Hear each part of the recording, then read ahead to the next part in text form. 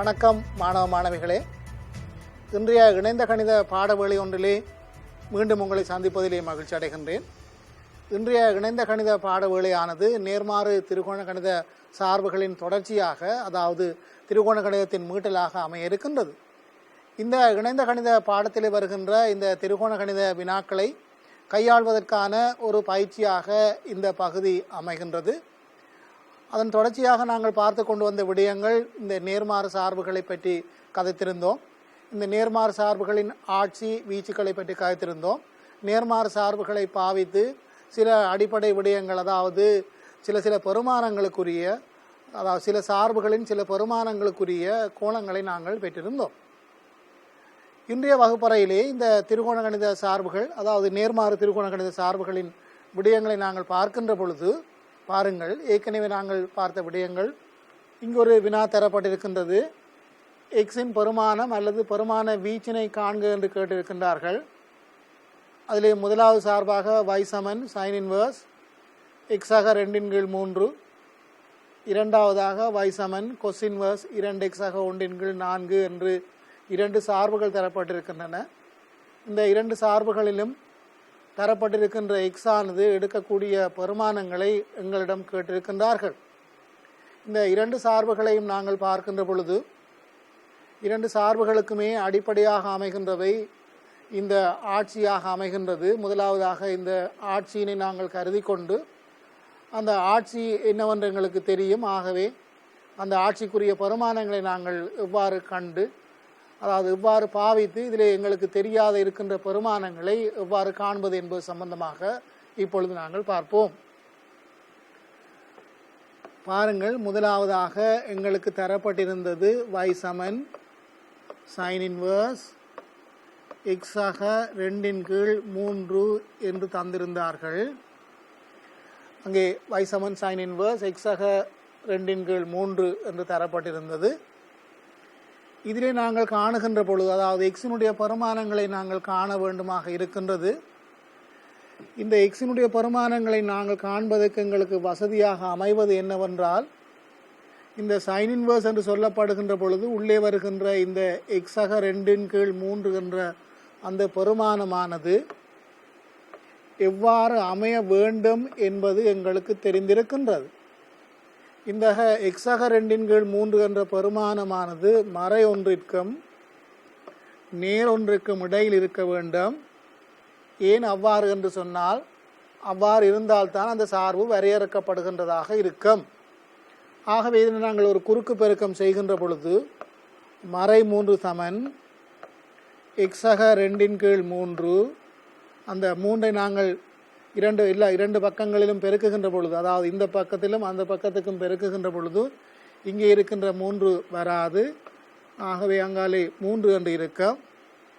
இந்த இரண்டினை நாங்கள் இல்லாமல் செய்ய வேண்டும். அதாவது இரண்டு பக்கத்துக்கு நாங்கள் அதை மறை 2ஐ நாங்கள் கூட்டுகின்ற பொழுது எங்களுக்கு கிடைப்பது இங்கு எக்ஸ் என்பது ஆகவும் இங்கு 3 மறை 2 ஆகவும் கிடைக்கின்றது. ஆகவே இந்த எக்ஸினுடைய பெருமான வீச்சாக எங்களுக்கு எக்ஸினுடைய பெருமான வீச்சாக, அதாவது எக்ஸ் ஆனது மறை 5க்கும் நேர் ஒன்றுக்கும் இடையில் இருத்தல் வேண்டும். இங்கே தரப்பட்டிருந்த எக்ஸ் ஆனது மறை 5 எடுக்கின்ற பொழுது மறை 5 சக 2 என்றால் அதனுடைய பெருமானம் 3, 3/3 என்றால் அதனுடைய பெருமானமாக மறை 1 அமையும். அதே போன்று எக்ஸினுடைய பெருமானம் 1 இருக்கின்ற பொழுது 1 சக 2 3, 3/3 என்றால் 1 ஆக இருக்கின்றது. அதாவது இந்த சைன் இன்வர்ஸின் உள்ளே வருகின்ற பெருமானமானது மறை 1க்கும் நேர் 1க்கும் இடையில் அமைகின்றது. அவ்வாறு மறை 1க்கும் நேர் 1க்கும் இடையில் அமைகின்றவாறு எக்ஸ் எடுக்கக்கூடிய பெருமானங்களின் வீச்சு இங்கு தரப்பட்டிருக்கின்றது. இதே போன்று நாங்கள் இன்னும் ஒரு வினாவினையும் பார்ப்போம். இரண்டாவதாக எங்களுக்கு தந்திருந்தார்கள் y சமன் cos இன்வர்ஸ் 2x ஆக 1/4 என்று தந்திருந்தார்கள். முன்னர் தரப்பட்டது போன்றுதான் இந்த cos இன்வர்ஸ் எக்ஸுக்கும் அதே நிபந்தனை தான் நாங்கள் பாவிக்க வேண்டும். அதாவது இங்கே உள்ளே வருகின்ற பெருமானம் 2x ஆக 1/4 என்பது மறை 1க்கும் நேர் 1க்கும் இடையில் அமைதல் வேண்டும். இந்த மறையொன்றுக்கும் நேரொன்றுக்கும் இடையில் அமைகின்ற பொழுது இதனை சுருக்குதல் என்பது உங்களுக்கு இலகுவான ஒன்று. இதிலே எந்த விதமான சிரமங்களும் உங்களுக்கு இருப்பதில்லை. ஆகவே இந்த பெருமானமானது மறை 5/2 ஆகவும் மறுகரையிலே நேர் 3/2 ஆகவும் அமைகின்றது. ஆகவே எக்ஸ் எடுக்கக்கூடிய பெருமானங்களின் வீச்சு மறை 5/2க்கும் 3/2க்கும் இரு பெருமானங்களும் உட்பட எக்ஸ் ஆனது பெருமானங்களை எடுக்கக்கூடியதாக இருக்கும். ஆகவே இந்த வினா இவ்வாறு விடையை தருகின்றது. அடுத்ததாக நாங்கள் இன்னும் ஒரு வினாவினை பார்ப்போம். பாருங்களிடம் கேட்டிருக்கின்றார்கள் tan inverse 3/4 சக tan inverse 3/5 சய tan inverse 8/19 சமன் π/4 என காட்டுக என்று கேட்கப்பட்டிருக்கின்றது. ஆகவே இங்கு நேர்மாறு சார்புகள் டேனிலே அமைகின்றன. 2 நேர்மாறு சார்புகள் கூட்டலாக அமைகின்றதாக tan inverse 3/4 சக tan inverse 3/5 அது ரெண்டினையும் கூட்டுத்தொகையிலிருந்து tan inverse 8/19 கழிக்கின்ற பொழுது வருகின்ற பெருமானம் π/4 என்றவாறு அமைய வேண்டும். ஆகவே அதனை நாங்கள் எவ்வாறு செய்வதென்பது இப்பொழுது பார்த்து விடுவோம். எங்களிடம் தரப்பட்ட விடயங்கள் tan inverse 3/4 அதே போன்று tan inverse 3/5. ஆகவே நாங்கள் இதனை சுருக்குவதற்கு வசதியாக இந்த tan inverse 3/4 பெருமானத்தை நான் அல்ஃபா என்று எடுப்பேனாக இருந்தால், இந்த tan inverse 3/4 பெருமானத்தை நான் அல்ஃபா என்று எடுப்பேனாக இருந்தால், உங்களுக்கு தெரியும் tan inverseல் வருகின்ற பொழுது, அதாவது இங்கு வருகின்ற பெருமானம் எல்லா மெய்யெண் பெருமானங்களையும் எடுக்க முடியும். இதனுடைய விடையாக வருகின்றது மறை π/2க்கும் நேர் π/2க்கும் இடையில் அமைதல் வேண்டும். ஆயினும் இங்கே 3/4 என்பது நேர்பெருமானமாக இருக்கின்ற காரணத்தினால் வருகின்ற கோணமானது நேர்கோணமாக இருக்கும். அந்த நேர்கோணமாக, அதாவது நேர்கோணமாக இருக்கின்ற அதேவேளை அதனுடைய பெருமானம், அந்த கோணத்தினுடைய tan பெருமானம் 3/4 அமைகின்ற காரணத்தினால் அது ஒன்றை விட சிறிது என்ற காரணத்தினால் அது 45 பாகையை விட சிறிது என்பதையும் நீங்கள் குறித்து கொள்ள வேண்டும். கட்டாயம் அவ்வாறு குறித்து கொள்ள வேண்டும் என்பதல்ல. ஆயினும் இந்த tan உடன் நீங்கள் கையாளுகின்ற பொழுது இந்த π/4 எங்களுக்கு மேலதிகமாக தெரிகின்ற ஒரு காரணத்தினால், அதாவது 1 என்று இலகுவாக தெரிகின்ற ஒரு காரணத்தினால் அந்த π/4ஐயும் இங்கே நீங்கள் பாவித்தால் இலகுவாக இருக்கும் உங்களது கணக்குகளை சுருக்குகின்ற பொழுது. ஆகவே நீங்கள் இதனை கூற வேண்டும், இங்கு அல்ஃபாவினுடைய பெருமானம் 0 விட பெரிதாக இருக்கின்றது, 0க்கு சமனாக இருக்க மாட்டாது, 0 விட பெரிதாக இருக்கின்றது. அதே நேரம் 45 விட சிறிதாக இருக்கின்றது, π/4 விட சிறிதாக இருக்கின்றது. அதே போன்று tan inverse எங்களுக்கு தந்திருக்கின்றார்கள் 3/5 என்று. இந்த 3/5 பெருமானத்தை நாங்கள் பீட்டா என்று போடுவோமாக இருந்தால், இங்கும் நாங்கள் பீட்டாவை நாங்கள் எழுதி கொள்ள வேண்டும். பீட்டா ஆனது π/4க்கு இடையில் இருக்கும். ஆகவே அல்ஃபா பீட்டா என்று 2 கோணங்களை நாங்கள் போட்டிருக்கின்றோம். இதனை பாவித்து நாங்கள் tan அல்ஃபாவை எழுத முடியும், அதே போன்று tan பீட்டாவையும் எழுத முடியும். அவ்வாறு எழுதுவதோடு அல்ஃபா சக பீட்டா, அதாவது அந்த 2 கோணங்களினதும் கூட்டுத்தொகையை நாங்கள் காண வேண்டும். இந்த அல்ஃபா சக பீட்டா அந்த 2 கோணங்களினும் கூட்டுத்தொகையை நாங்கள் காண்பதற்கு tan என்ற வாய்பாட்டினை, அதாவது tan கோணங்களின் கூட்டல் என்ற வாய்பாட்டினை நாங்கள் பாவிக்க இருக்கின்றோம். அதனை எவ்வாறு பாவிக்கின்றோம் என்று ஒரு முறை பார்த்து கொள்ளுங்கள். இங்கு அல்ஃபாவாக இருந்தால் நீங்கள் எழுத வேண்டும் tan அல்ஃபா சமன் 3/4, அதே போன்று tan பீட்டா சமன் உங்களுக்கு தெரிந்திருக்கின்றது 3/5. ஆகவே tan அல்ஃபா tan பீட்டா நாங்கள் எழுதி வைத்திருக்கின்றோம். இனி நாங்கள் இந்த அல்ஃபா சக பீட்டாவின் பெருமானத்தை காண வேண்டும். இந்த அல்ஃபா சக பீட்டாவின் பெருமானத்தை நான் x என குறிப்பேனாக இருந்தால், அல்ஃபா சக பீட்டாவினுடைய பெருமானத்தை நான் எக்ஸ் என குறிப்பேனாக இருந்தால் எனக்கு தெரியும் இந்த அல்ஃபா சக பீட்டாவினுடைய பெருமானம் இங்கே நான் எழுதியதற்கு ஏற்ப அல்ஃபாவையும் பீட்டாவையும் கூட்டுகின்ற பொழுது வருகின்ற பெருமானம் பூஜ்ஜியத்தை விட பெரிதாக இருக்கின்ற அதே வேளை இந்த இரண்டையும் கூட்ட வருகின்ற பையின் கீழ் 2 விட சிறிதாக இருக்கும். அதாவது இந்த எக்ஸினுடைய பெருமானம் எனக்கு தெரியும் பூஜ்ஜியத்தை விட பெரிதாக இருக்கின்ற அதே நேரம் பையின் கீழ் 2 விட சிறிதாக இருக்கும். இதனை நீங்கள் ஒரு முறை குறித்து வைத்து கொண்டால் உங்களது கணித்தல்களுக்கு இலகுவாக இருப்பதோடு மேலும் புள்ளிகளை பெறுவதற்கும் உங்களுக்கு வசதியாக இருக்கும். ஆகவே இதிலிருந்து நான் tan அல்ஃபா சக பீட்டாவை நான் காணுவேனாக இருந்தால் tan அல்ஃபா சக பீட்டா என்பது tan எக்ஸின் பெருமானத்துக்கு சமனாக இருக்கின்றது. இங்கு tan அல்ஃபா சக பீட்டாவிற்கு இருக்கின்ற வாய்பாடான tan அல்ஃபா சக tan பீட்டா இதற்கு விரிவொன்று இருக்கின்றது. tan அல்ஃபா சக tan பீட்டா முழுவதின் கீழ் 1 tan அல்ஃபா தரம் tan பீட்டா ஆக இருக்கின்றது. இது எதாக இருக்கின்றது என்றால் இது tan எக்ஸ் ஆக இருக்கின்றது. tan எக்ஸினுடைய பெருமானம் tan அல்ஃபா சக tan பீட்டாவின் கீழ் 1 tan அல்ஃபா tan பீட்டா என்ற சூத்திரத்தை நீங்கள் பாவித்துக் கொள்ளுங்கள். இந்த சூத்திரத்திலே நீங்கள் பிரதியிடுகின்ற பொழுது tan அல்ஃபாக்காக இருக்கின்ற 3/4 அதே போன்று tan பீட்டாக்காக இருக்கின்ற 3/5 கீழே 1 tan அல்ஃபாக்காக இருக்கின்ற 3/4 மற்றதுக்கு இருக்கின்ற 3/5 இதனை பிரதியிட்டு சுருக்குவமாக இருந்தால் இங்கு 3 பொதுவாக இருக்கின்றது, 5 மேலே வருகின்றது, அதே போன்று 4 வருகின்றது. ஆகவே எங்களுக்கு வருகின்ற விடையாக 3 தரம் மேலே 5 சக 4 என்பதும் கீழே 4 தர 5 20 என்பது பொமசியாக எடுக்கின்ற பொழுது 20 சக 9 என்பதும் எங்களுக்கு கிடைக்கும். இதை நாங்கள் சுருக்குவமாக இருந்தால் எங்களுக்கு வருகின்ற விடையாக 3 5 தர 4 9 27 கீழ் 11 என்பது எங்களுக்கு விடையாக கிடைக்கும்.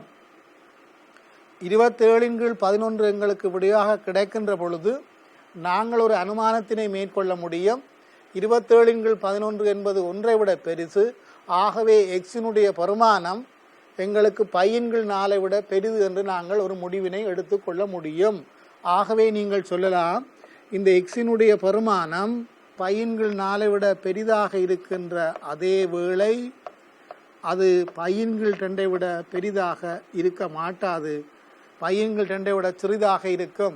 அல்ஃபா சக பீட்டாவின் பெருமானத்தை கண்டு அந்த அல்ஃபா சக பீட்டாவின் பெருமானம் பையின் கீழ் 4 விட பெரிது, ஆனால் பையின் கீழ் 2 விட சிறிது என்பதை நாங்கள் குறித்து கொண்டோம். இதன் தொடர்ச்சியாக நாங்கள் மற்றதையும் எடுத்து மீதத்தை நாங்கள் செய்ய வேண்டும். அதனை எவ்வாறு செய்வது என்பது இப்பொழுது பார்த்து கொள்வோம். பாருங்கள், அல்ஃபா சக பீட்டாவினுடைய பெருமானம் நாங்கள் கண்டு வைத்திருக்கின்றோம். அந்த அல்ஃபா சக பீட்டாவின் பெருமானம் எங்களுக்கு தெரிந்திருக்கின்றது. அதை நாங்கள் எக்ஸ் என்று போட்டிருந்தோம். இந்த எக்ஸினுடைய பெருமானம் பையின் கீழ் 4 விட பெரிதாக இருக்கின்ற அதே வேளை பையின் கீழ் 2 விட சிறிதாக இருக்கின்றது. தந்திருந்தார்கள் tan இன்வர்ஸ் 8 கீழ் 19 என்பது. இந்த tan இன்வர்ஸ் 8 கீழ் 19 நான் ஒரு கேமா என்று எடுப்பேனாக இருந்தால் இங்கு பாருங்கள் 8 கீழ் 19 என்று எடுக்கின்ற பொழுது இதனுடைய பெருமானம் 45 விட சிறிதாக இருக்கும், அதே நேரம் 0 விட பெரிதாக இருக்கும். அதனை நான் இங்கு குறித்து கொள்ளலாம். இங்கு பாருங்கள் எக்ஸினுடைய பெருமானம் 45 விட பெரிதாக இருக்கின்றது, இந்த கேமாவினுடைய பெருமானம் 45 விட சிறிதாக இருக்கின்றது. ஆகவே எக்ஸிலிருந்து கேமாவை கழிக்கின்ற பொழுது எங்களுக்கு வருகின்ற பெருமானம் 0 விட பெரிதாக இருக்கும். எக்ஸய கேமா என்பது இதனுடைய பெருமானம் நான் எடுத்துக்கொள்வேனாக இருந்தால் இதனை நான் மேலதிகமாக y என்று குறிப்பேனாக இருந்தால் இந்த yனுடைய பெருமானம் எனக்கு தெரியும். எக்ஸிலிருந்து கேமாவை கழிப்பதனால் இந்த கேமாவினுடைய பெருமானம் பையின் கீழ் 4 என்பதால் இந்த yனுடைய பெருமானம் 0 விட பெரிதாக இருக்கின்ற அதே நேரம் இதுவும் பையின் கீழ் 2 விட சிறிதாக இருக்கும். இவ்வாறு நீங்கள் இந்த நிபந்தனைகளை தொடர்ந்து எழுதி கொண்டு வர வேண்டும். அவ்வாறு எழுதி கொண்டு வந்தால்தான் உங்களுக்கு அதற்குரிய புள்ளிகள் வழங்கப்படும். ஏனென்று சொன்னால் ஏற்கனவே நான் இந்த பாடத்திலே மீள குறிப்பிடுகின்ற விடயம், இந்த நேர்மாறு சார்புகளை கையாளுகின்ற பொழுது அங்கு அந்த ஆட்சி வீச்சு என்பன மிக மிக முக்கியமானவை. ஆகவே அந்த ஆட்சி வீச்சுக்கள் உரிய இடங்களில் குறிப்பிடப்பட்டு வருகின்ற பொழுதுதான் உங்களது விடைகள் திருத்தமானவை என கருதப்படும். அதே நேரம் உங்களுக்கு விடயங்கள் விளங்கி உள்ளது என்றும் கொள்ளப்படும். பாருங்கள், மேலதிகமாக இதனை நான் சுருக்குகின்ற பொழுது tan எனக்கு கிடைக்கின்றது எக்ஸ் மைனஸ் கேமா என்பது இது tan y என்று வருகின்றது.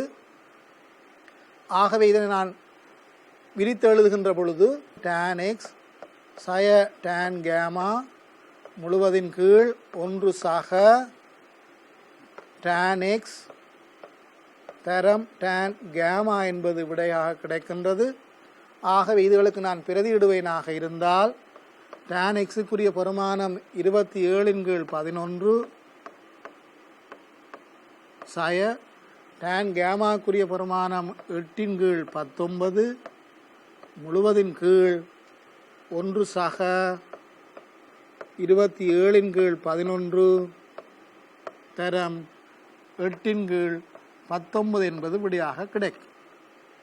ஆகவே இதனை நாங்கள் சுருக்க வேண்டும். இந்த சுருக்கலை நாங்கள் பார்த்து விடுவோம். இதனை சுருக்குகின்ற பொழுது அங்கே 19 தர 27 சய 8 தர 11 அல்லது 11 தர 8 என்பது கிடைக்கும். மேலே கீழே இருக்கின்ற பெருமானம் 19 தர 11 சக 8 தர 27 என்பது கிடைக்கின்றது. இந்த காபோதர் உயர்தரத்திலே இணைந்த கணிதம் படிக்கின்ற கணித மாணவர்களாகிய நீங்கள் சில வித்தியாசமான கணிப்பு முறைகள் பற்றி தெரிந்திருத்தல் அவசியமானது. இதில் நான் சுருக்க வேண்டுமாக இருந்தால், கீழே பாருங்கள், எனக்கு 19 தர 11 இருக்கின்றது, மேலே 8 தர 27 இருக்கின்றது. எனக்கு இதற்குரிய விடை 1 என்றும் தெரிகின்றது. ஆகவே எனக்கு இதற்குரிய விடை 1 என்றும் தெரிகின்ற காரணத்தினால் நான் மேலே எழுத முடியும் 19 தர 11 சக 8 தர 27 என்பது அங்கு இருக்க வேண்டும். அவ்வாறு இருந்தால்தான் இந்த 1 என்ற விடை வரும். ஏன், கீழே இருக்கின்ற பகுதி எண்ணை நீங்கள் பார்க்கின்ற பொழுது 8 தர 27 இருக்கின்றது, அத்துடன் 19 தர 11 இருக்கின்றது. ஆகவே இதனை நீங்கள் எழுதிய பின்னர் மீதியாக அங்கே இருப்பதை நீங்கள் பார்ப்பீர்களாக இருந்தால், இங்கே பாருங்கள் 19 27 முறை இருந்தது, இங்கே 19 11 முறை வந்திருக்கின்றது. ஆகவே குறைகின்றது. எவ்வளவு குறைகின்றது என்றால் 19 16 முறைகள் குறைகின்றது. ஆகவே அந்த குறைவதை இங்கு நாங்கள் நிவர்த்தி செய்ய வேண்டும். 19 16. அதே போன்று பாருங்கள், 8 11 முறை இருந்தது, இங்கு 8 27 முறை வந்துவிட்டது, கூட வந்துவிட்டது. ஆகவே அதை நாங்கள் நிவர்த்தி செய்ய வேண்டுமாக இருந்தால் 8 தர 38 என்பது அங்கே வர வேண்டும். இது ரெண்டையும் நீங்கள் சுருக்குகின்ற பொழுது இங்கு பாருங்கள், 19 தர 16 மற்றதிலே 8 தர 38 என்று சொன்னால் இந்த 38 நாங்கள் எழுத முடியும் 19 தர 2 என்று. அந்த 2 இந்த 8 பெருக்குகின்ற பொழுது எங்களுக்கு 16 தர 19 என்பது கிடைக்கும். ஆகவே இந்த பகுதி 0 அமையும். ஆகவே எங்களுக்கு வருகின்ற விடை 1 அமையும். இது ஒரு சுருக்கலுக்கான ஒரு முறையாக நான் உங்களுக்கு தந்திருக்கின்றேன். இவ்வாறு தான் நீங்கள் சுருக்க வேண்டும் என்பதல்ல. ஆயினும் இடைந்த கணிதத்தை படிக்கின்ற நீங்கள் இந்த சுருக்கல்களை வேறு முறைகளை பாவித்து சுருக்குவதற்கு நீங்கள் பழகிக்கொள்ள வேண்டும் என்பதற்காக ஒரு முறையினை நான் இங்கு தந்திருக்கின்றேன். tan y-னுடைய பெருமானம் 1 வருகின்றது. 1 வந்தவுடன் நாங்கள் இதனை π/4 என்று போட முடியாது. நாங்கள் இதை π/4 என்று போடுவதற்கு சில நிபந்தனைகளை நாங்கள் எழுதி வைத்திருக்கின்றோம். நாங்கள் என்ன எழுதி வைத்திருக்கின்றோம் என்றால், இந்த y-னுடைய பெருமானம் 0க்கும் π/2க்கும் இடையில் இருக்கின்றது என்று நாங்கள் ஏற்கனவே எழுதி வைத்திருக்கின்றோம். ஆகவே y சமன் π/4 என்று போட முடியும். இறுதியாக எங்களுக்கு கிடைக்கின்ற விடையாக tan 1/3/4 சக tan 1/3/5 சய tan 8/19 சமன் பையின் கீழ் 4 என்பது கிடைக்கின்றது. ஆகவே இறுதியாக நீங்கள் இவ்வாறு எழுதி காட்ட வேண்டும் என்பதில்லை. ஆயினும் ஒரு வினாத்தாளிலே நீங்கள் விடைகளை எழுதுகின்ற பொழுது உங்களது முன்வைப்புகள் முக்கியமானது. அவ்வாறு முன்வைப்புகளை வைக்கின்ற பொழுது உங்கள் பற்றிய ஒரு நல்ல அபிப்பிராயம் உங்களது வினாத்தாள்களை திருத்துறவர்களுக்கு ஏற்படும். ஆகவே இந்த விடைகளை முன்வைக்கின்ற விதங்கள் நீங்கள் பழகிக் கொள்ளுதல் அல்லது தெளிவாக முன்வைத்தல் நல்லது. இதன் தொடர்ச்சியாக நாங்கள் மேலும் விடயங்களை பார்ப்போம். அங்கே தரப்பட்ட வினாவாக எங்களிடம் காணப்படுவது tan inverse xi1 xi2 சக tan inverse x1 x2 சமன் பையின் கீழ் 4 ஆகுமாறு எக்ஸின் பெருமானங்களை காண சொல்லி எங்களிடம் கேட்டிருக்கின்றார்கள். ஆகவே இந்த எக்ஸின் பெருமானங்களை நீங்கள் காண சொல்லி கேட்கின்ற பொழுது என்ன செய்ய வேண்டும் என்பது சம்பந்தமாக நாங்கள் இப்பொழுது பார்த்து கொள்ளுவோம். இவ்வாறு இது ஒரு கோணமாக இருக்கின்றது, இது ஒரு கோணமாக இருக்கின்றது. இரண்டையும் கூட்டுகின்ற பொழுது பையின் கீழ் 4 ஆகுமாறு எக்ஸின் பெருமானத்தை கேட்டிருக்கின்றார்கள். ஆகவே இரண்டையும் கூட்டுகின்ற பொழுது வருகின்றபடியால் நாங்கள் இதை வளமை போன்று இதனுடைய பெருமானத்தை, அதாவது tan inverse xi1 xi2 என்ற பெருமானத்தை நாங்கள் ஆல்ஃபா என்றும், அதே போன்று tan inverse x1 x2 என்பதன் பெருமானத்தை பீட்டா என்றும் எடுத்துக்கொள்வோமாக இருந்தால், இங்கு அல்ஃபா கமா பீட்டாவின் பெருமானங்கள் சய பையின் கீழ் 2க்கும் சக பையின் கீழ் 2க்கும் இடையில் இருக்கும். இரண்டினுடைய பெருமானங்களும் எவ்வாறு இருக்கும் என்பது ஏன் நேர்மாறு சார்புகளை கையாளுகின்ற எங்களுக்கு இந்த பெருமான வீச்சுக்கள் இவ்வாறு தான் இருக்கும் என்பது தெரியும்.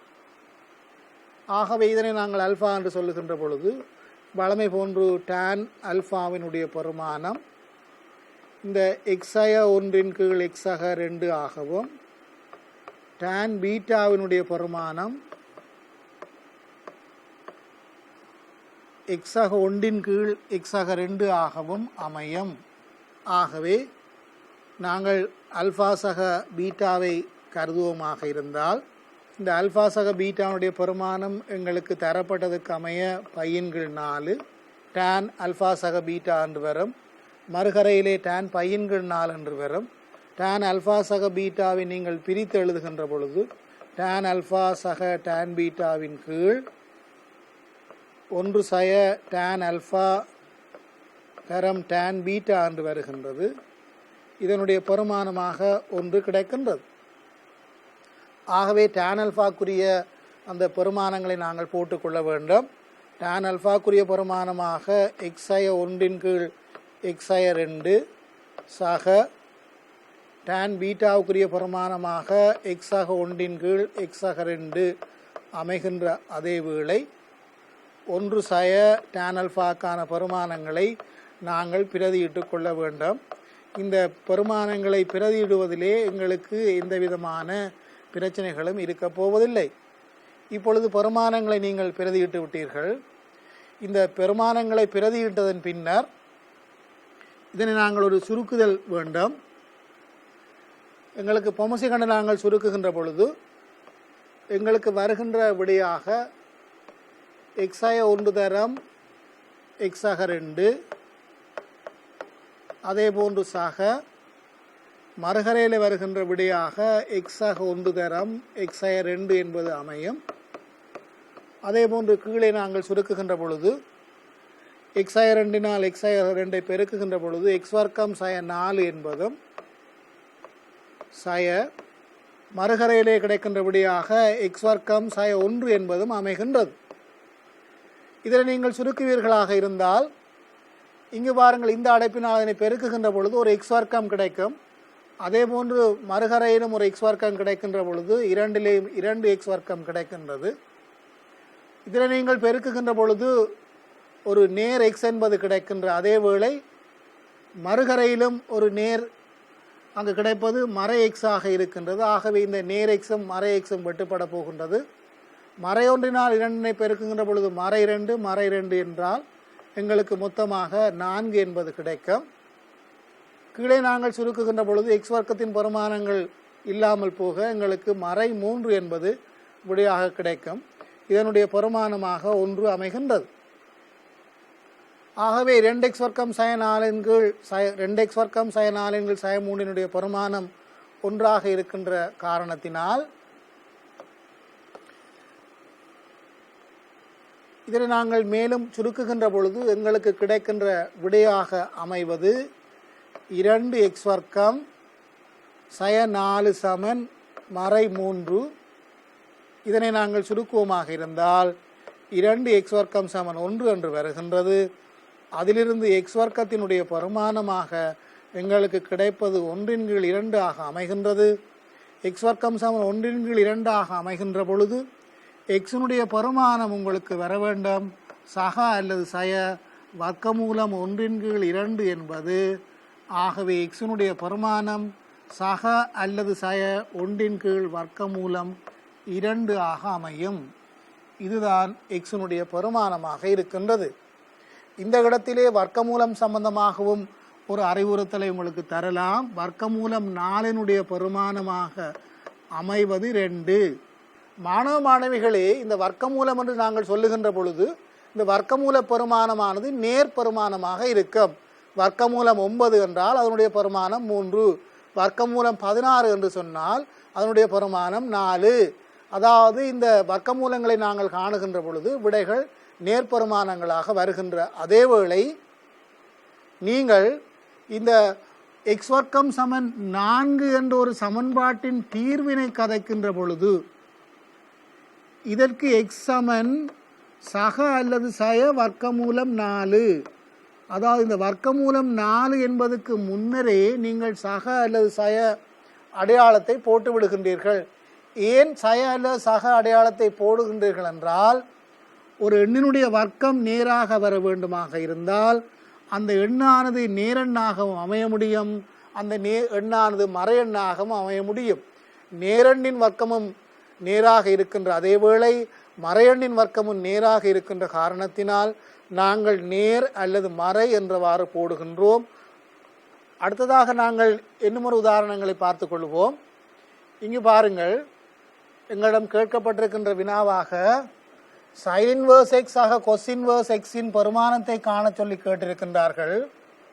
அதே போன்று cos inverse x ஆக cos inverse y சமன் 2π/3 ஆயின் sin inverse x ஆக sin inverse y இன் பெருமானத்தை கேட்டிருக்கின்றார்கள்.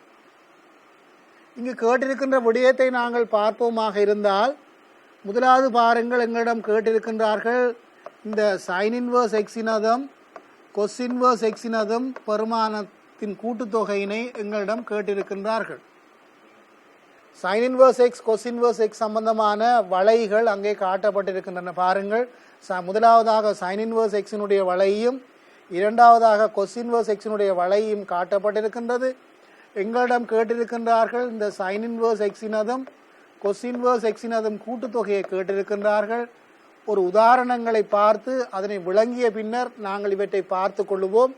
உதாரணமாக பாருங்கள், sin inverse அரையினதும் cos inverse அரையினதும் கூட்டுத்தொகை எவ்வளவு என்று ஒரு முறை பார்ப்போம்.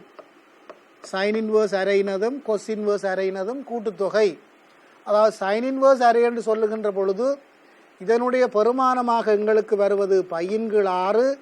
அதே போன்று cos inverse அரை என்று சொல்லுகின்ற பொழுது அதனுடைய பெருமானமாக வருவது π/3. ஆகவே இந்த π/6ஐயும் π/3ஐயும் கூட்டுகின்ற பொழுது எங்களுக்கு வருகின்ற விடையாக π/2 அமைகின்றது. இது மறுகரையாக இது மறையாக இருக்குமாயின், மறையாக இருக்கின்ற பொழுது sin inverse மறை அரை சக cos inverse மறை அரை என்று வந்தால் இதனுடைய பெருமானம் எவ்வாறு இருக்கின்றது என்று பார்ப்போமாக இருந்தால், sin inverse மறை அறையினுடைய பெருமானம் மறை π/6 இருக்கின்ற அதே நேரத்தில் cos inverse நேர் அறையினுடைய பெருமானம் 2π/3 இருக்கின்றது. ஆகவே மறை π/6 2π/3 கூட்டுத்தொகையாக π/2 அமையும். அதாவது இங்கு சொல்ல வருகின்ற விடயம் sin inverse x இனதும் cos inverse x இனதும் கூட்டுத்தொகை சைன் இன்வர்ஸ் எக்ஸினதும் கோஸ் இன்வர்ஸ் எக்ஸினதும் கூட்டுத்தொகை எப்பொழுதுமே பையின்கள் 2 ஆக இருக்கும். இந்த 2 கோணங்களினதும் கூட்டுத்தொகை எப்பொழுதுமே பையின்கள் 2 ஆக இருக்கும். அதனை பொதுவாக எவ்வாறு நிறுவுவது என்பது சம்பந்தமாக இப்பொழுது பார்ப்போம். பொதுவான ஒரு நிறுவலை நாங்கள் பார்க்க இருக்கின்றோம். உதாரணங்கள் என்பது குறிப்பிட்ட பெருமானங்களுக்கு மாத்திரமாக மட்டுப்படுத்தப்பட்டிருக்கின்ற அதே வேளை நிறுவல் என்பது எல்லா பெருமானங்களுக்குமாக இருக்கின்றது. ஆகவே இதனை நாங்கள் எல்லா பெருமானங்களுக்காக நிறுவி விடுவோமாக இருந்தால் எங்களுக்கு தனிப்பட்ட பெருமானங்களுக்கு நேரடியாக பாவித்தல் இலகுவானதாக இருக்கும். ஆகவே பாருங்கள், அதனை எவ்வாறு நிறுவப் போகின்றோம் என்று. வளமை போன்று ஒன்றை தருகின்ற பொழுது நாங்கள் எடுக்கின்ற விடயங்கள் அதனை ஒரு அல்ஃபா என்று எடுப்போம். நான் ஒரு அல்ஃபா என்று எடுக்கின்றேன். சைன் இன்வர்ஸ் என்பதை ஒரு அல்ஃபா என்று எடுத்துக்கொள்வோம். இவ்வாறு வருகின்ற பொழுது இந்த எக்ஸினுடைய பெருமானமானது எங்கு இருக்கும் என்றால் மறை ஒன்றுக்கும் நேர் ஒன்றுக்கும் இடையில் இருக்கும். எக்ஸினுடைய பெருமானம் மறை ஒன்றுக்கும் நேர் ஒன்றுக்கும் இடையில் இருக்கின்ற பொழுது இந்த அல்ஃபாவினுடைய பெருமானம், இது சைன் இன்வர்ஸ் என்ற காரணத்தினால் அந்த அல்ஃபாவினுடைய பெருமானம் மறை பையின்கள் 2க்கும் நேர் பையின்கள் 2க்கும் இடையில் இருக்கும். ஆகவே இதனுடைய பெருமானத்தை நீங்கள் குறித்து கொள்ள வேண்டும். நீங்கள் குறிப்பது அல்ஃபாவினுடைய பெருமான வீச்சு என்பதை ஞாபகப்படுத்தி கொள்ளுங்கள். அல்ஃபாவானது மறை பைபைகள் 2க்கும் நேர் பைபைகள் 2க்கும் இடையில் இருக்கின்றது. அதேவேளை 2 பெருமானங்களையும் அதை எடுத்துக்கொள்ள முடியும். ஆகவே இதிலிருந்து நாங்கள் எழுதுவது என்னவென்றால், இதனிலிருந்து நாங்கள் எழுதலாம் எக்ஸினுடைய பெருமானம் சைன் அல்ஃபாவாக இருக்கும். எக்ஸினுடைய பெருமானம் சைன் அல்ஃபாவாக இருக்கும். இந்த சைன் அல்ஃபா என்பதை நாங்கள் கொஸ் பையின்கள் 2 சை அல்ஃபா என்று எழுத முடியும். கொஸ் பையின்கள் 2 சை அல்ஃபா என்று எழுத முடியும். இவ்வாறு எழுதுகின்ற பொழுதும் நீங்கள் சில விடயங்களை கவனிக்க வேண்டாம். இது வளமையாக நீங்கள் நேர்கோணங்களுடன் கையாளுகின்ற விடயங்களை கற்றிருக்கின்ற காரணத்தினால் எக்ஸினுடைய பெருமானம் மறை ஆகின்ற பொழுது இது சரி வருமா என்பதை நீங்கள் ஒரு முறை பார்த்து கொள்ள வேண்டும். அது எவ்வாறு செய்வது என்பதை நான் பார்க்குவோம். ஆகவே எக்ஸமன் கொஸ் பையின்கள் 2 சை அல்ஃபா ஆக அமைகின்ற காரணத்தினால் இதனை நாங்கள் மறுதலையாக எழுதுகின்ற பொழுது பையின்கள் 2 சை அல்ஃபா என்பது கொஸ் இன்வர்ஸ் எக்ஸ் ஆக இருக்கும். ஆகவே நான் இந்த அல்ஃபாவுக்காக இங்கு போட்டிருக்கின்றதை பிரதியிடுகின்ற பொழுது எனக்கு கிடைக்கின்ற விடையாக π/2 சய நான் அங்கு சைன் இன்வர்ஸ் வைத்திருக்கின்றேன். ஆகவே சைன் இன்வர்ஸ் எக்ஸ் சமன் இங்கு வருகின்ற விடையாக கொஸ் இன்வர்ஸ் எக்ஸ் என்பது கிடைக்கும். இதிலிருந்து நான் இந்த சைன் இன்வர்ஸ் எக்ஸை மறுகரைக்கு கொண்டு செல்லுகின்ற பொழுது சைன் இன்வர்ஸ் எக்ஸ் சக கொஸ் இன்வர்ஸ் எக்ஸினுடைய பெருமானம் பையின்கள் 2 ஆக இருக்கின்றது. நான் இங்கு நிறுவிவிட்டேன். ஆகவே இந்த பெருமானத்தை நான் எப்பொழுதும் பாவித்துக் கொள்ள முடியும்.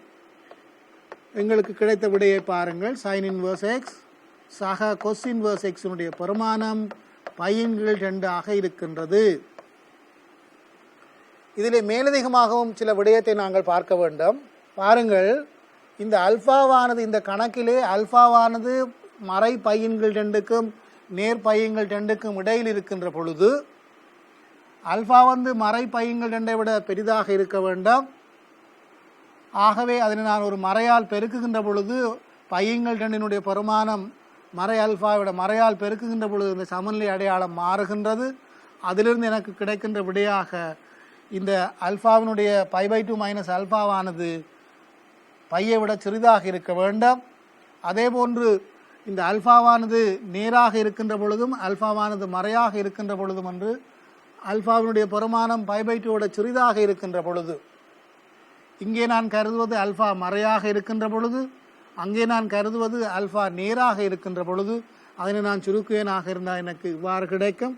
ஆகவே இந்த π/2 மைனஸ் அல்ஃபாவினுடைய பெருமானம் π/2 மைனஸ் அல்ஃபாவினுடைய பெருமானம் எனக்கு 0க்கும் பைக்கும் இடையிலே இருக்கின்றது.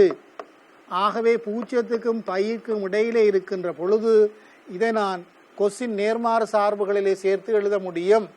ஆகவே கொஸ்ஸின் நேர்மாறு சார்புகளை நான் எழுதக்கூடியதாக இருக்கின்ற காரணத்தினால் இதனால் தான் நான் அங்கு எழுதியிருந்தோம் கொஸ் இன்வர்ஸ் π/2 மைனஸ் அல்ஃபாவினுடைய பெருமானத்தை நாங்கள் எக்ஸ் என்று எழுதி அதன் பின்னர் நாங்கள் அந்த கணக்கினை முடித்திருந்தோம்.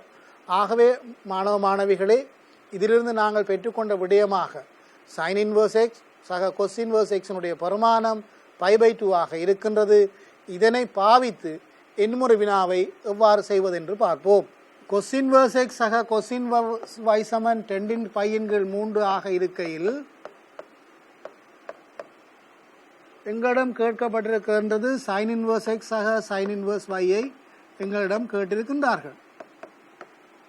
இதற்கு நாங்கள் செய்ய வேண்டியது என்னவென்றால், இங்கு பாருங்கள், எங்களிடம் இருப்பது cos inverse x, அதே போன்று cos inverse y.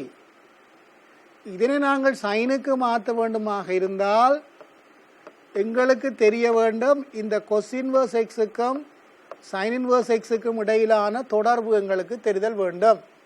இந்த cos inverse x-க்கும் sin inverse x-க்கும் இடையிலான தொடர்பு என்று நீங்கள் சொல்லுகின்ற பொழுது ஏற்கனவே நாங்கள் நிறுவிய விடயங்களை நீங்கள் பாவிக்கலாம். ஏற்கனவே நாங்கள் இதை நிறுவி இருக்கின்றோம்.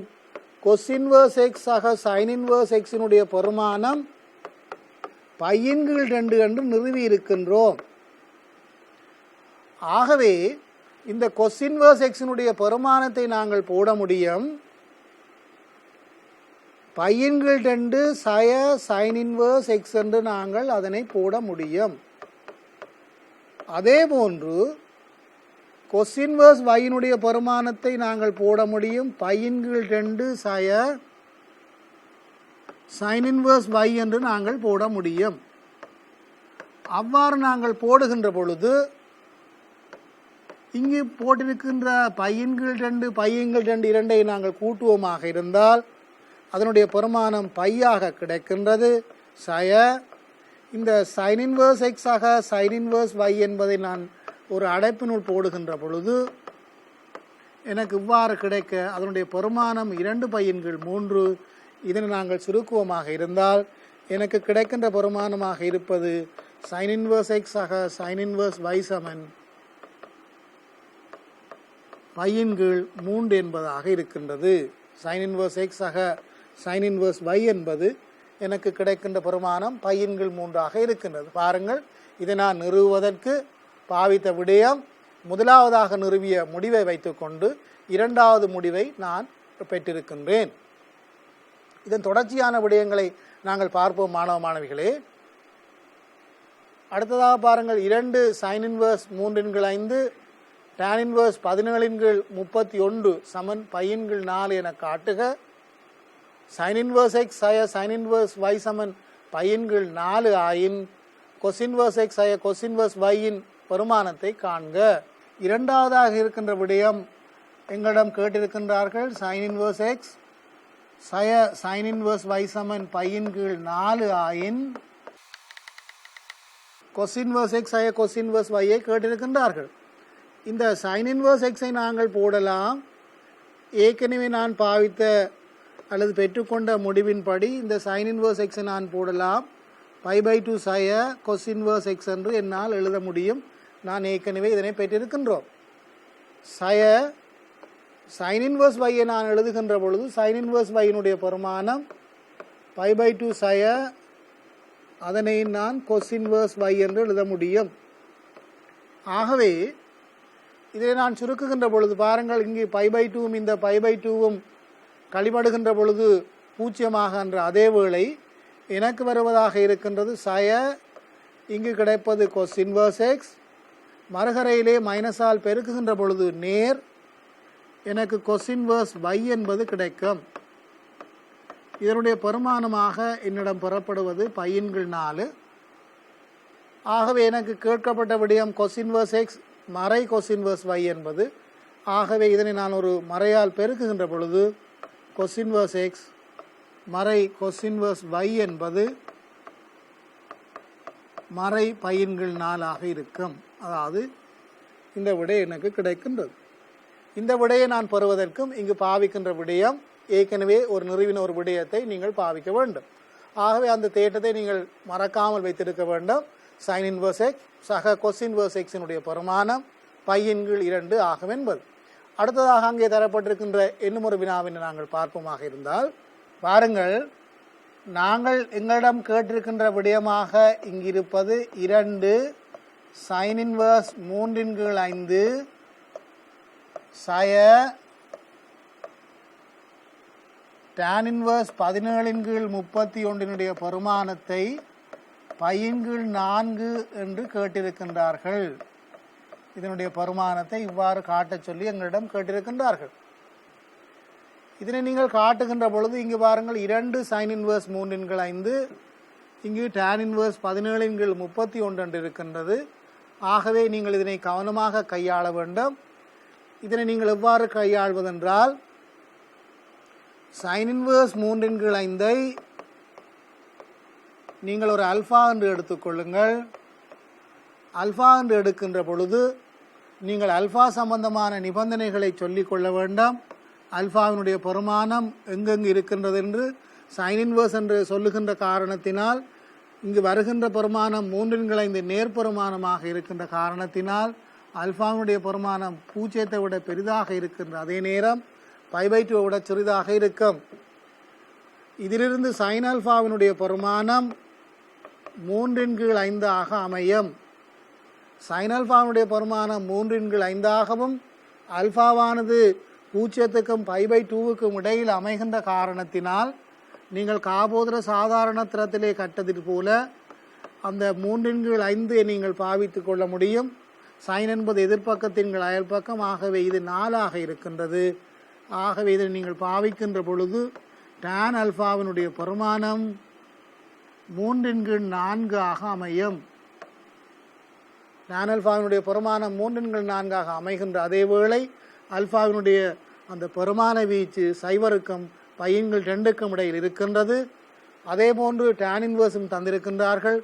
இதிலிருந்து நாங்கள் இங்கே இதனை நாங்கள் அல்ஃபா என்று எடுத்தோமாக இருந்தால் 2 sin இன்வர்ஸ் 3/5 என்பது 2 ஆல்ஃபாவாக இருக்கும். இதனுடைய பெருமானம் 2 ஆல்ஃபாவாக இருக்கும். இந்த 2 ஆல்ஃபாவினை நீங்கள் கண்டுகொள்ள வேண்டும். ஆல்ஃபாவினுடைய பெருமானமானது π/4 விட சிறிதாக இருக்கும். ஆகவே நீங்கள் tan 2 ஆல்ஃபா என்றால் இதற்குரிய சூத்திரத்தை நீங்கள் பாவிப்பீர்களாக இருந்தால் மேலே 2 tan ஆல்ஃபா, கீழே 1 சய tan வர்க்கம் ஆல்ஃபா என்பது உங்களுக்கு கிடைக்கும். tan ஆல்ஃபாக்குரிய பெருமானமான 3/4 நீங்கள் பிரதியிடுகின்ற பொழுது 2 தர 3/4 கீழே 1 சய tan வர்க்கம் ஆல்ஃபா என்பால் அதனுடைய வர்க்கமாக இருக்கின்றது 9/16. ஆகவே இங்கு 16 சய 9 என்பது உங்களுக்கு கிடைக்கும். 16 சய 9 என்பது 7 இருக்கின்ற அதே நேரம் மேலே 6 கிடைக்கின்றது. 2ஐ 3ஆல் பெருக்குகின்ற பொழுது 6, மேலும் இந்த 16லே ஒரு 6 வருகின்ற பொழுது மேலே 24 கிடைக்கின்றது, கீழே 7 கிடைக்கின்றது. அதாவது tan 2 ஆல்ஃபாவினுடைய பெருமானம் 24/7 அமைகின்றது. ஆகவே இந்த 2 ஆல்ஃபாவினுடைய பெருமானம் எங்களுக்கு தெரியும் π/4 விட பெரிதாக வந்துவிட்டது. அதே நேரம் π/2 விட சிறிதாகவே இருந்து கொண்டிருக்கின்றது. இதனை கண்ட பின்னர் இதனையும் ஒரு முறை கூறிக்கொள்வீர்களாக இருந்தால் உங்களுக்கு இலகுவாக இருக்கும். இதிலிருந்து நாங்கள் மற்ற கோணத்தை கழிக்கின்ற பொழுது எங்களுக்கு π/4 கிடைக்க வேண்டும். ஆகவே அடுத்ததாக நாங்கள் செய்ய வேண்டிய வேலை என்னவென்றால் இதனை நாங்கள் ஒரு பீட்டா என்று குறித்து கொண்டு நாங்கள் மீதி வேலைகளை செய்து கொள்ள வேண்டும். ஆகவே இரண்டாவதாக நாங்கள் சொல்லுகின்ற விடயமாக என்னவிருக்கும் என்றால் tan இன்வர்ஸ் 17/31 என்பதை நான் ஒரு பீட்டா என்று குறித்து கொள்ளுகின்றேன். ஆகவே இங்கே பீட்டாவை பற்றி நீங்கள் கூறிக்கொள்ள வேண்டும். இங்கே பீட்டாவினுடைய பெருமானம் 17/31 ஒன்றை விட சின்னன். ஆகவே இந்த பீட்டாவினுடைய பெருமானம் π/4 விட சின்னனாக இருக்கும். π/4 விட சின்னனாக இருக்கின்ற காரணத்தினால் 2 ஆல்ஃபா சய பீட்டானுடைய பெருமானமும் 0 விட பெரிதாகவும் π/2 விட சின்னனாகவும் இருக்கும். இந்த 2 ஆல்ஃபா மைனஸ் பீட்டானுடைய பெருமானத்தை ஒரு x என்று வைப்போமாக இருந்தால் இப்பொழுது நீங்கள் tan x ஐ காண வேண்டும். இந்த tan x என்பது மேலே tan வாய்பாட்டை பாவிக்கின்ற பொழுது tan 2 ஆல்ஃபா சய tan பீட்டா முழுவதின் கீழ் 1 சக tan 2 ஆல்ஃபா தர tan பீட்டா என்பது கிடைக்கும். tan 2 ஆல்ஃபாவினுடைய பெருமானமாக நீங்கள் போட்டுக்கொள்ள வேண்டும் 7/24 சய tan பீட்டானுடைய பெருமானமாக நாங்கள் 17/31 கீழ் 1 சக tan ஆல்ஃபா tan 2 ஆல்ஃபா என்பது 7/24 தரம் tan பீட்டா என்பது 17/31. இதனை நீங்கள் சுருக்குகின்ற பொழுது 1 என்பது விடையாக கிடைக்கும். ஆகவே tan x-னுடைய பெருமானம் 1 ஆக இருக்கின்ற காரணத்தினால் உங்களுக்கு வருகின்ற விடையாக x சமன் π/4 அமையும். பாருங்கள், x சமன் π/4 என்றால் மேலே வருவதனுடைய பெருமானம் எங்களுக்கு π/4 கிடைக்கின்றது. பாருங்கள், tan x சமன் 1 ஆக இருக்கின்ற பொழுது x-னுடைய பெருமானமானது π/4 வருகின்றது. மேலும் ஒரு வினாவினை நாங்கள் பார்ப்போம். இங்கு பாருங்கள், கீழுள்ளவற்றை நிறுவச் சொல்லி கேட்டிருக்கின்றார்கள். அங்கே கேட்கப்பட்டிருக்கின்ற விடயங்களை ஒரு முறை பார்ப்பீர்களாக இருந்தால் sin inverse மறை x சமன் மறை sin inverse x என்றும் tan inverse மறை x சமன் மறை tan inverse x என்றும் cos inverse மறை x சமன் π minus cos inverse x என்றும் 3 விடயங்கள் இங்கே கேட்கப்பட்டிருப்பதை பார்ப்பீர்கள். இங்கே கேட்கப்பட்டிருப்பதன் முதலாவதாக இருக்கின்ற விடயமாக இந்த sin inverse மறை x என்பது மறை sin inverse x ஆக இருக்கின்றது. இதனை நாங்கள் நிறுவ வேண்டும். இதனை நாங்கள் நிறுவுவதற்கு என்ன செய்வோம் என்றால், இந்த sin inverse x-னுடைய பெருமானத்தை அல்ஃபா என்று எடுப்போம், அல்லது sin inverse மறை x-னுடைய பெருமானத்தை அல்ஃபா என்று எடுப்போம். இங்கு நான் sin inverse மறை x-னுடைய பெருமானத்தை அல்ஃபா என்று எடுத்திருக்கின்றேன். ஆகவே இந்த மறை x-னுடைய பெருமானமாக sin ஆல்ஃபா அமையும். அதாவது sin ஆல்ஃபாவினுடைய பெருமானமாக மறை x அமைகின்றது. அவ்வாறு அமைகின்ற பொழுது x ஆனது மறை sin ஆல்ஃபா என்று வருகின்றது. மறை sin ஆல்ஃபா என்று வருகின்ற பொழுது இதனை நீங்கள் sin, அதாவது மறை sin ஆல்ஃபாவை sin மறை ஆல்ஃபா என்று எழுத முடியும். அவ்வாறு sin மறை ஆல்ஃபா என்று நீங்கள் எழுதிய பின்னர் இதனை நீங்கள் மீண்டும் ஒரு முறை நீங்கள் இதிலிருந்து பார்த்து கொள்வீர்களாக இருந்தால் நாங்கள் இதனை எழுதலாம் sin inverse x என்பது மறை ஆல்ஃபா என்று. sin inverse x என்பது மறை ஆல்ஃபா என்பது இந்த மறை ஆல்ஃபாவுக்கு நாங்கள் பிரதியிடுகின்ற பொழுது, அதாவது நாங்கள் எடுத்தவற்றை மீள ஒரு முறை கொண்டு வந்து பிரதியிடுகின்ற பொழுது மறை ஆல்ஃபாவுக்காக நான் போட வேண்டியது மறை sin inverse மறை x என்பது. ஆகவே இந்த மறையை இரண்டு பக்கமும் பெருக்குகின்ற பொழுது எனக்கு விடையாக கிடைக்கும் sin inverse மறை x என்பது மறை sin inverse x என்பதாக இருக்கின்றது. எனக்கு கிடைக்கின்ற விடை sin inverse மறை x என்பது மறை sin inverse x ஆக இருக்கின்றது. அதாவது இங்கு கேட்கப்பட்டதை நாங்கள் நிறுவிக்கொண்டு விட்டோம். அடுத்ததாக இரண்டாவதாக கேட்டிருக்கின்ற விடயத்தை பார்ப்பீர்களாக இருந்தால், இந்த சைனுக்கு கேட்டது போன்றே அவர்கள் அங்கு கொசுக்கும் கேட்டிருக்கின்றார்கள், அதே போன்று டேனுக்கும் கேட்டிருக்கின்றார்கள். அவ்வாறு கேட்கப்பட்டிருந்தாலும் டேனுக்கு கேட்கப்பட்டிருக்கின்ற விடை சைனை ஒத்ததாக இருக்கின்றது. அதாவது மறை tan inverse x என்று கேட்கப்பட்டிருக்கின்ற காரணத்தினால் இதனை நீங்கள் சைன் மாதிரியே இதனை ஒரு முறை நீங்கள் செய்து கொள்ளுங்கள். அடுத்ததாக கொசை நாங்கள் பார்ப்போமாக இருந்தால், cos inverse மறை x என்பது π மைனஸ் cos inverse x என்று காட்ட சொல்லி கேட்டிருக்கின்றார்கள். ஆகவே இதுக்கும் மாணவ மாணவிகளை நீங்கள் செய்ய வேண்டியது என்னவென்றால், cos inverse x என்பதை ஒரு அல்ஃபா என்று எடுத்துக்கொள்ளுங்கள், அல்லது cos inverse மறை x என்பதை ஒரு அல்ஃபா என்று எடுத்துக்கொள்ளுங்கள்.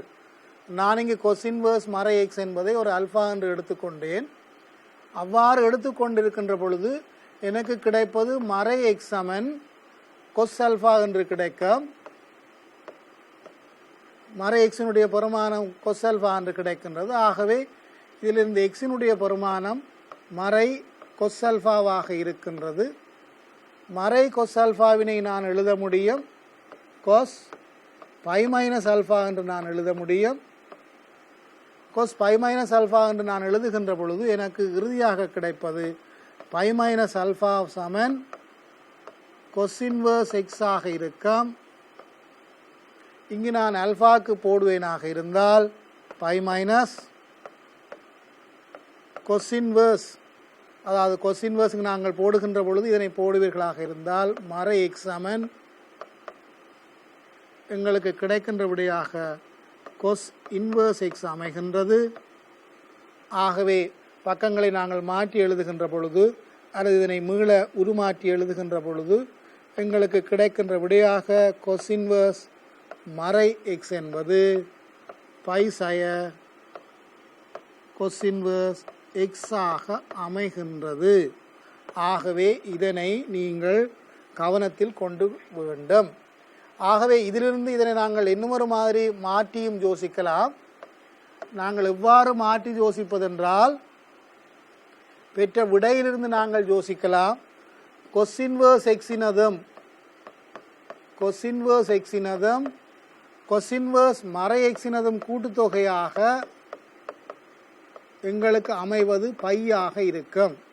இந்த விடையினை நான் மாற்றி எழுதுகின்ற பொழுது கொஸ் இன்வர்ஸ் எக்ஸினதும் மறை கொஸ் இன்வர்ஸ் எக்ஸினதும் விடையாக எனக்கு கிடைக்கின்றது பையாக அமைகின்றது.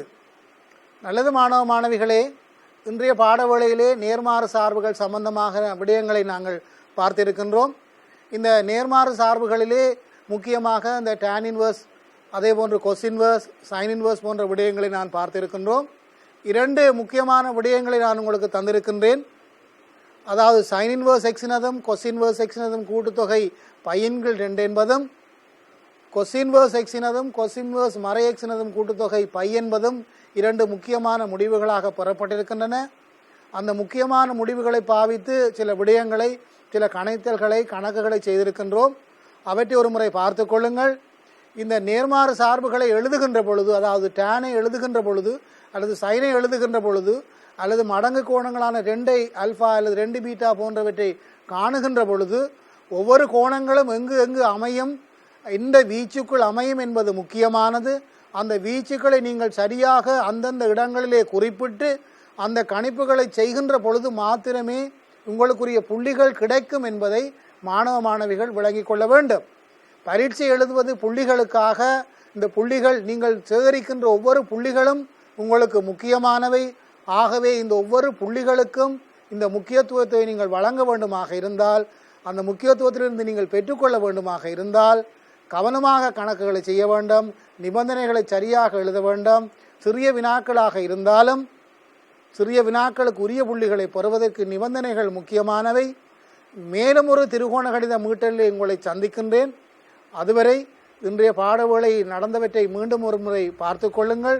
எங்களது பாடவேளைகளை, அதாவது எங்களது பாடங்களை எங்களது தேசிய கல்வி நிர்வாகத்தின் NIE சேனல், அதாவது யூடியூப்பிலே சென்று சேனல் NIEயிலே நீங்கள் எங்களது பாடங்களை மீள பார்த்து கொள்ளலாம்.